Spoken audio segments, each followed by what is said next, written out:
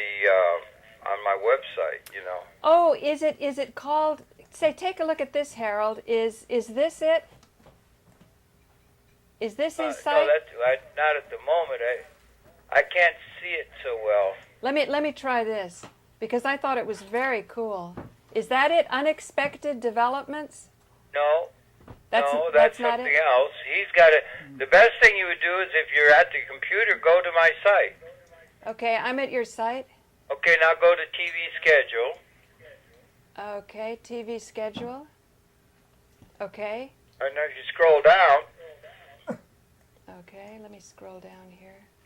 Chester Burger, okay. Yeah, now that's a preview. Whoa. Go up a little bit. Go back up a little. Now click on that day. No, not that far. Monday, March 10. Click on the Monday, March 10.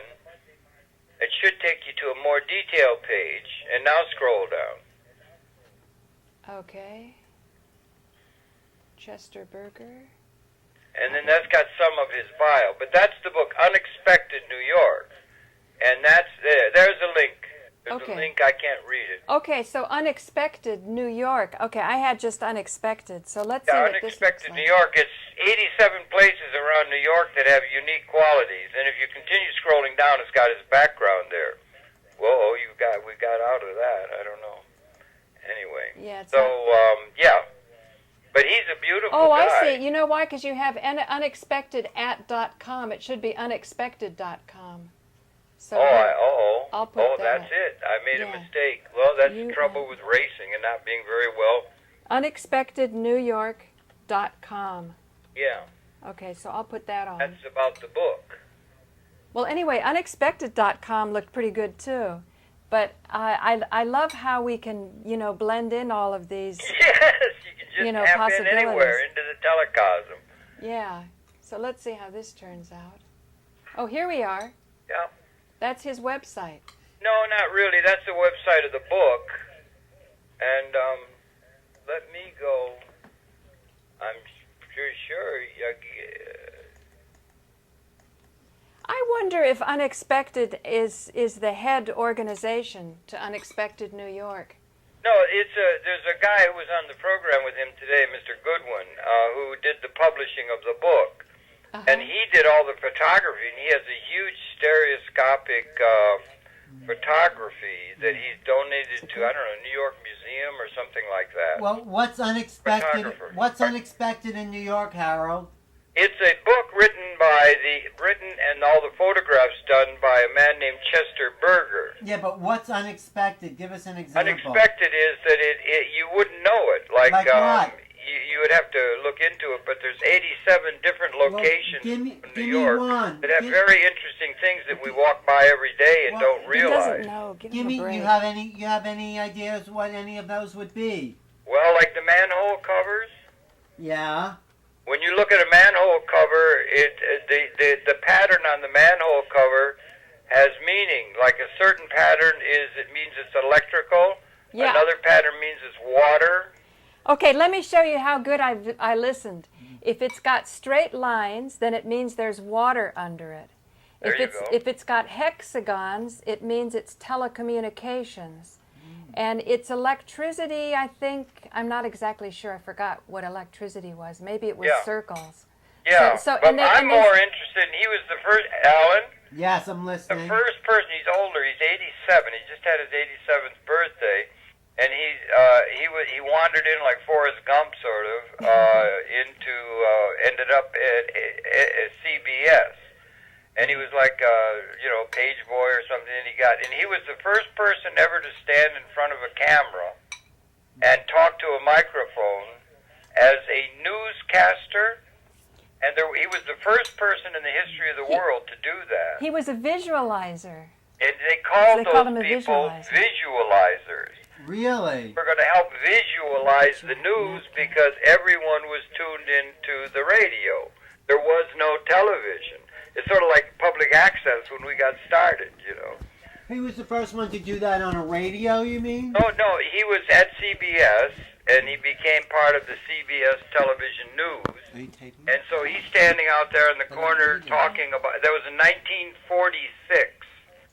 So it goes way back, and he was the first person ever, and it's all in the records and so forth, to stand with a microphone and have a camera on him with 16 millimeter movie. They didn't have any tape or anything, even video, even kinescope they didn't have, and do it and report the news. And they called them visualizers because they were trying to visualize the news that everybody was accustomed to receiving via the radio.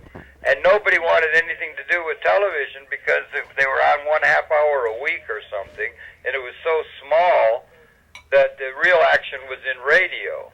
It's kind of interesting. You know what it reminded me of, that show, which I just loved, your interview with him?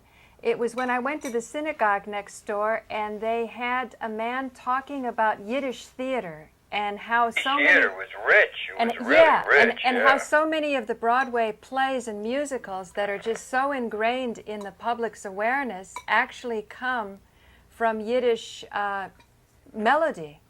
Yeah. And even some of the black melodies had to do with collaboration in those early days of these extraordinary musicians that were emerging with a whole nother musical culture from Manhattan itself, blending in the black, the Jewish, and I thought, my gosh, it was like public access of its day. You know, they said Second Avenue had 10 Yiddish theaters, and a factory girl would pay 2 days' earnings to go to the theater. Isn't that beautiful? That's how much they cared about the art form. They had music, Kletzer music or Klepser music. Do you know that? Everything in the Yiddish theater was just really rich. Or you see the Godfather movie, and they had Italian theater.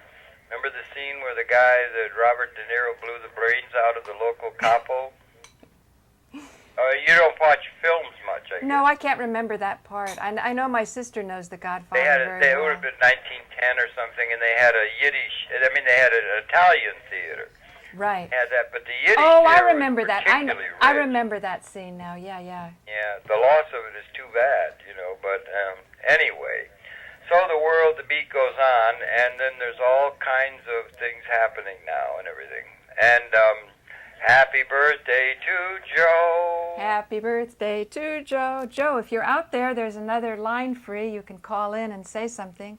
Call in, Joe. Sherry Bender told me, and she thought maybe we should do something together to celebrate. Joe, what do you know? Just got back from a Yiddisher show.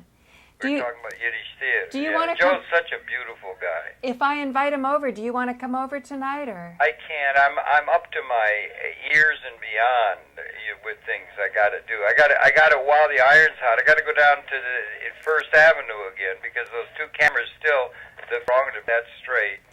And then in the meanwhile, Joe loaned me a camera so I can make mini DV copies and so forth. And I got that set up now so I can do it. And then I got to get that done, and then there's a whole lot of stuff around the ACAP I got to deal with, and then there's things with Maggie and so forth. And I just got in touch with Dave Channon, one of the old timers from M&N. He's going to do a program on Thursday about water from the Ashokan Reservoir. And I called him because I was setting it up, and when Mr. Berger was talking about, I don't know if you heard it, when he said down under Van Cortlandt Parkway. Yes, do you know about that, Alan? They have a room that's dug out 600 feet below the surface that's as big as Grand Central Station, and it's blasted out of solid rock, and it has to do with the foresight of people in the 1970s who knew that New York, Manhattan, would need more water. It's just, that was so interesting. Yeah, wasn't it interesting? In the room, Grand Central, out of solid rock. It started, Alan, in 1970, and there's this gigantic tunnel through solid rock, and it started in 1970, so that's 27 years, and it's got about 10 more years to go to have a place for water to get to New York City. So that's going to be 37 years, this project of burrowing through the, I guess they had to wait until the tunnel was done under the English Channel to get the equipment that could allow them to move ahead, but it's just gigantic. And like she said, can you imagine a tunnel in diameter the size of the Grand Central Station, main room? Well, that's why I know he'd be such an interesting guy as a guest, because in that Gramercy Park book I was saying, written by somebody named Klein, who unfortunately is not alive anymore. She got hit by a bus. Yeah. But she said that right here in Gramercy Park, Peter Cooper was the entrepreneur who got the capital funding together to invest in the transatlantic cable, so that people could make phone calls. So apparently the first time they laid it, they had one phone call, or very few days it was operating. And I always say a fish took a bite out of it, and everybody's really pissed at the guy because they lost their investment. The fish or the guy? Well, it didn't work. And so we couldn't find out which of the fish did it, right? So it took him, I don't know, 7 years to get back on his feet and to relay the cable. And then he was a good guy, but there was some period there where he was persona non grata to a lot of investors. That's the way it goes often with entrepreneurs. Most of them fail. Right. Most entrepreneurs fail, you know. But that's risk. That's risk. You know, you're taking a risk with something, a vision or something. You know, it was interesting when Robert Ashford was talking to Aaron, the same fellow you had a conversation with. Yeah. He said that to buy real estate, you would go to the bank and get a loan because you're predicting that, like in Manhattan, this is going to make money and you have so many units that you can rent out. Yeah. And he said, but real estate is risky. He said, in the case of these top corporations, you know, sort of the blue chip ones, if you wanted to get a capital ownership in it, you would go to a reinsurer or an insurance company that would then insure to the shareholders who are presently owning stock in these companies that there would be no risk for them. So it's a way of showing that when binary is implemented properly, nobody loses. That's involved. That's that 6-box chart that he put. Yes, he went over it very nicely. Yeah, it was really. I think it's really interesting, particularly against Mr. Keynes saying we're going to be faced with technological unemployment. Exactly. It's like you're looking to the future to make sure that by spreading out the capital, you are going to have a market of people who can afford to buy the future products that you're going to make. So you're ensuring your growth, you're ensuring your survival. It's something so reasonable. It was about an hour and a half, and I learned so much yesterday. You did an hour and a half with Bob? Yeah, we did 3 shows because it kept Wonderful. Kept That's going great. on With blasting caps, right? Yes, with blasting caps. Hi, Aaron. Nice guy. Really nice. Yeah, that's true, and that's what. And one of the times when you're doing some research and everything, or we all should, or citizens and everything, is what happens now in the case of Social Security. They started that in 1935. Right. What would have happened if we had things binary? After about 1970. But that was future looking. But that is the monies that were paid into the Social Security Trust Fund were mostly garnered through taxes upon people that were depending upon labor for their income. So they taxed people from their labor, so that's the same thing. But then what they do is they don't leave that, I don't know what it is. I really don't know what the strategy or the system of investing. They don't put it under a mattress. It's invested somewhere, and it's got to be invested in something that is very, very secure, T-bills or something. And so it's very secure because it's so important. Probably the most important thing that has been able to stave off a full-fledged depression now, because it's a great distributor of income, particularly to the more elderly. And so that's a system. And so the system the market's all about risk. And what you want to do is you can go up the scale. Some things are very risky. We were talking about entrepreneurs. It's risky. You're trying something. But so much of what is needed in the human condition is so very sure that we're going to need it, so that the risk can be very minimal for certain kinds of investments and so forth. And so that would be done. But if you're going to do binary, where you're going to distribute income to people, then you can't have it be a crapshoot like the people on Wall Street tend to see. They tend to see everything as venture. And some guy makes a big plunge and he makes $10 million today and that kind of thing.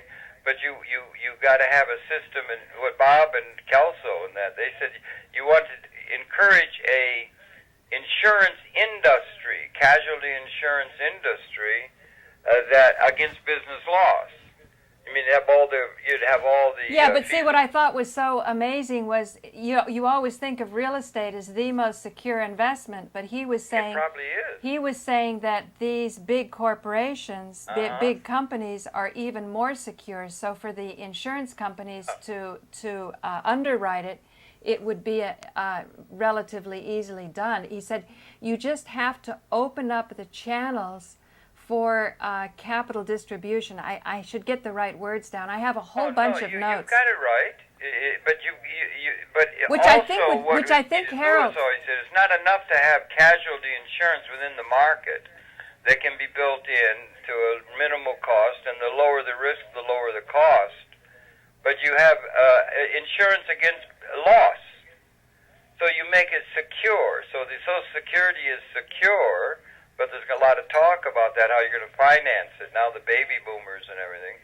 But then to make it even more secure, if you're really going to build an economy on that, is you need an agency, it would be over beside the Federal Reserve Board, that would be like a reinsurance. And that means they would be insuring the full faith and credit of the United States, say, that casualty insurance industry, which could be within the market. And what you could do is you could go up the level of risk from the least risky to a little more risky, but you still have an insurance against that, but then leave the ground above that for the venture people or the risky people, and the capital would be there because they're looking, hedge funds are looking for a big return. But if you're just going to only distribute it through labor, and Mr. Keynes says we're going to displace labor, that's not going to work. But you would want that Capital Rediffusion Insurance Corporation, that reassuring, that's called reinsuring. I think I'm going to ask Robert. Switzerland. I think I'm going to ask Robert to listen to your comments so that next Sunday we can address them, because I think you opened up 3 major avenues in what you just said. Writing and Bob's work and everything. Right. Bob's the one to talk about on that. He's really good. It went well. Blasting Cap's a great guy. Alan, are you there? He's eating right now. What's up, Alan? What's going on? Well, I don't understand. We can't hear you from over there. The difference between capital and labor. Can you start out very, very basic? Well, labor is all human activity, and capital can be everything else. What's everything else? You should land, structures, transportation, buildings, railroads, factories, communications capability, all the technology. Loosely, but there's things other than just technology, but everything else other than human labor. Okay, so those are the 2 elements we can't hear you over economy. there. That's both intellectual and physical input to the productive process.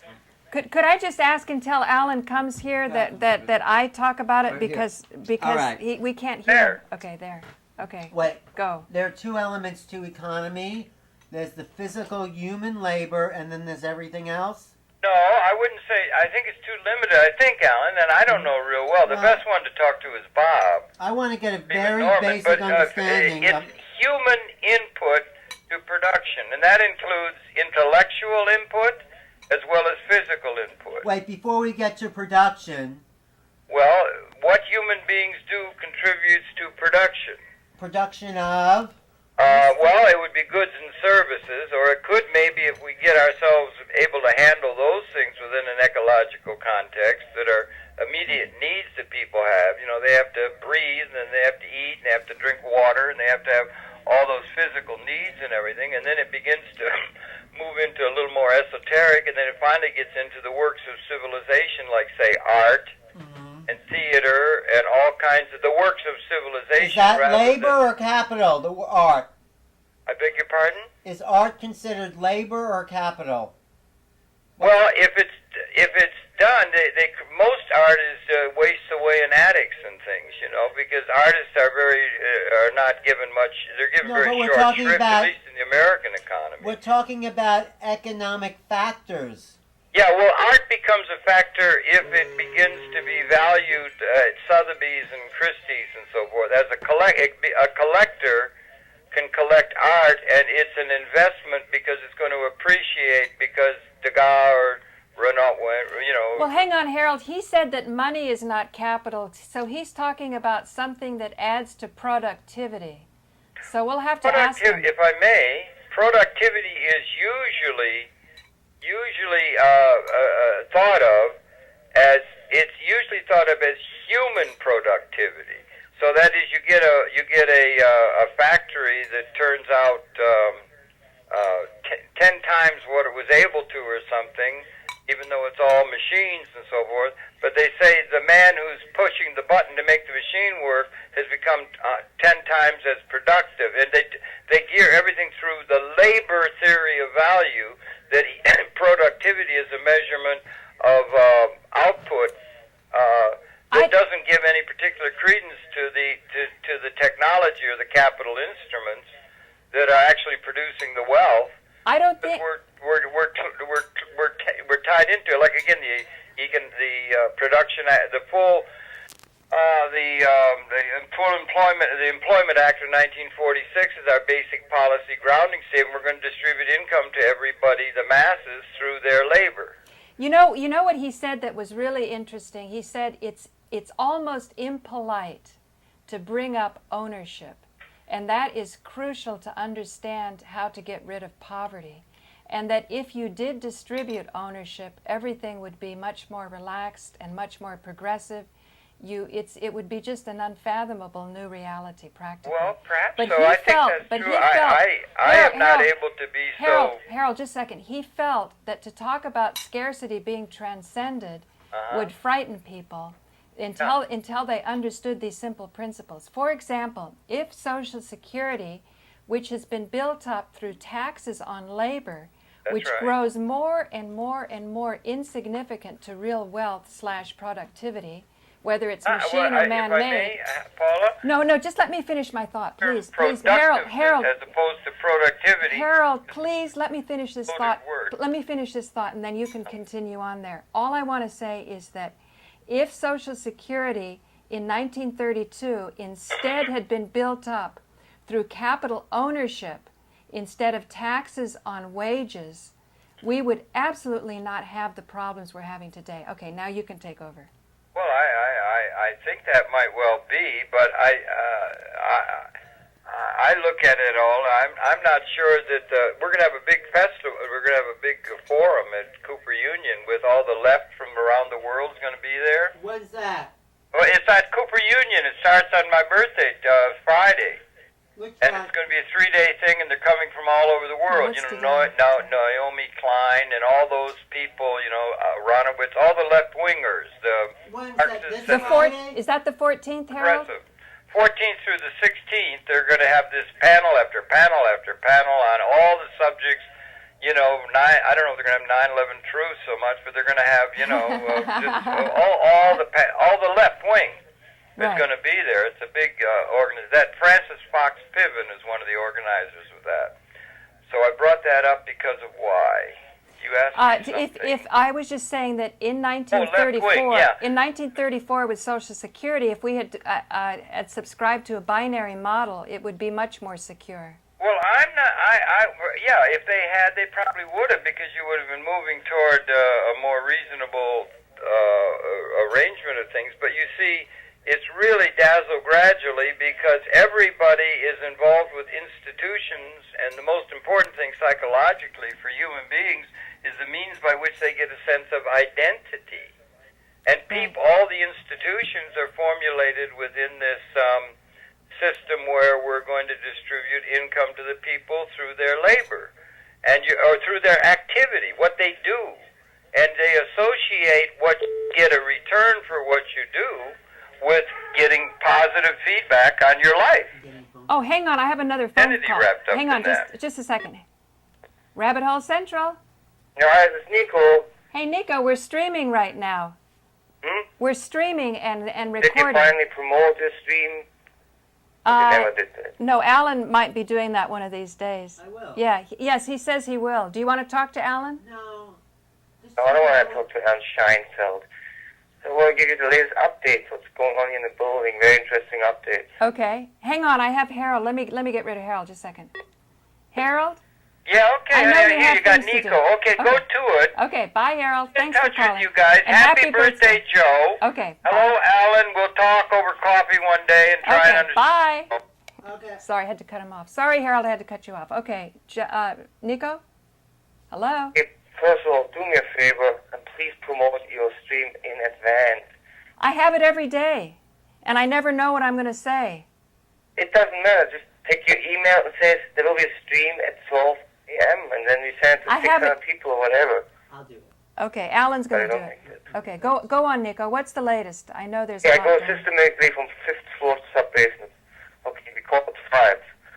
5, including personal. Darcy and me didn't kill each other yet because of that situation last night for the 3rd day in a row at $0 in my pocket.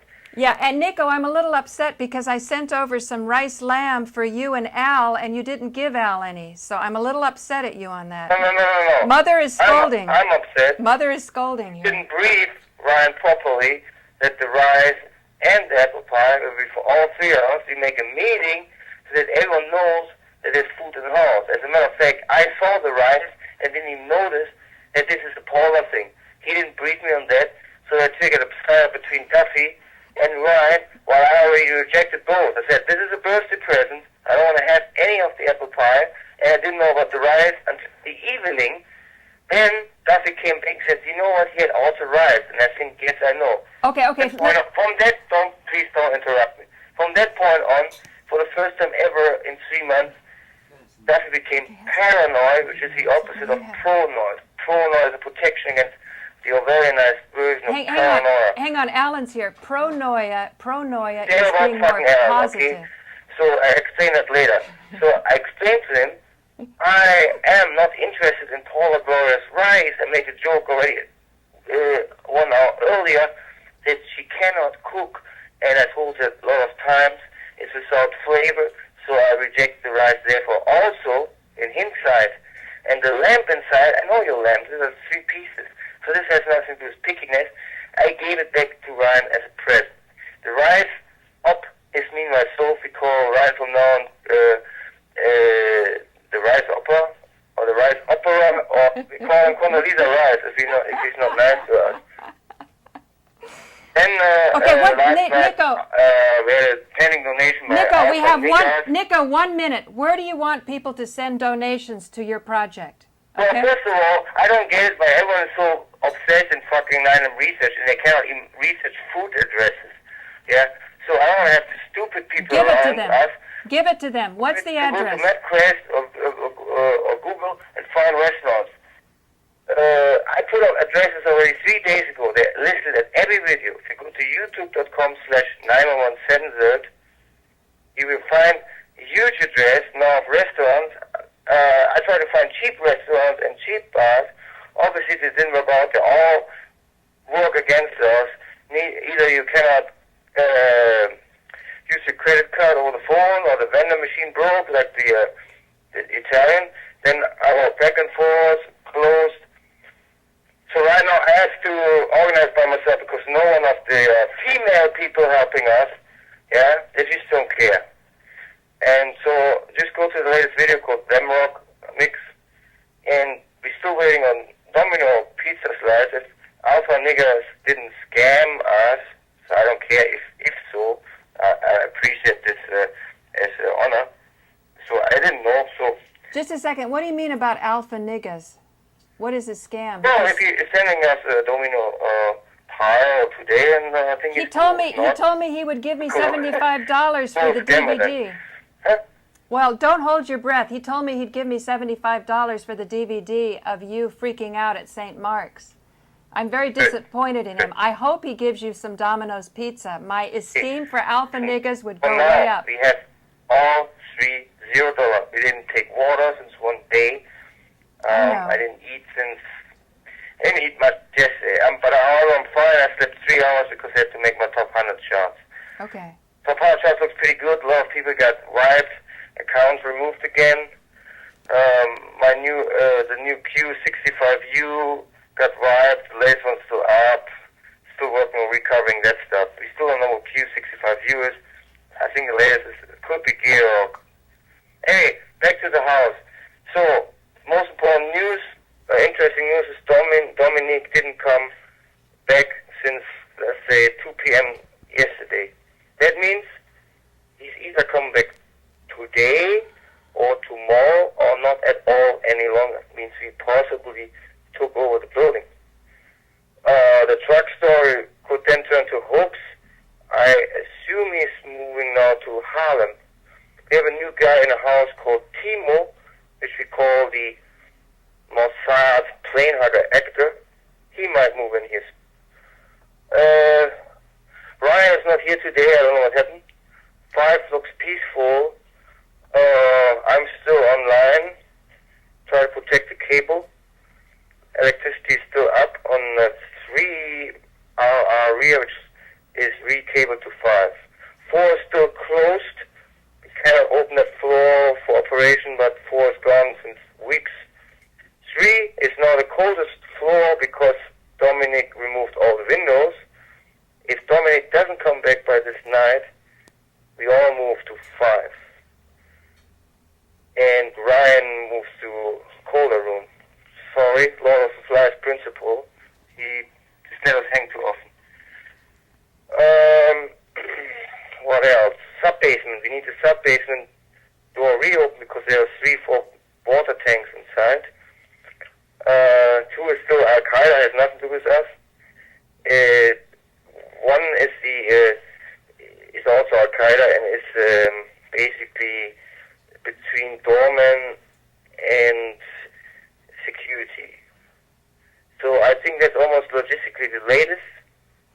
So I would like to get the Domino's breakfast plan running, or someone over credit card try to find breakfast for us. If they think we're sick or we don't deserve, okay.